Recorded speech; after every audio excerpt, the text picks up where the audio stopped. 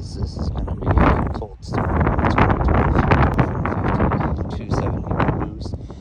We've been having a blizzard here for the past few days, so it's been about 14 degrees, 70-mile-an-hour winds, and now we're at 3 degrees with all the wind chill and everything. So here's the old startup.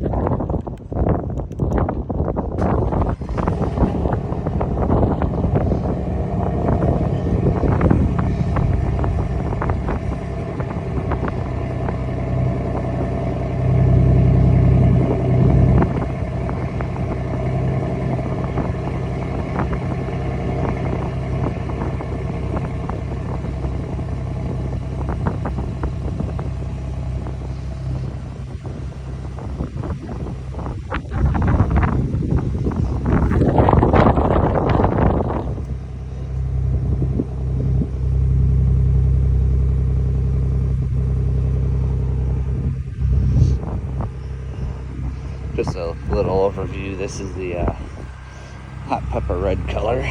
Really haven't seen too many of these around. Gonna try and get a better video on it out of another day of the color in the sun. And it's not so freaking cold out. So, but yeah, started up like a champ.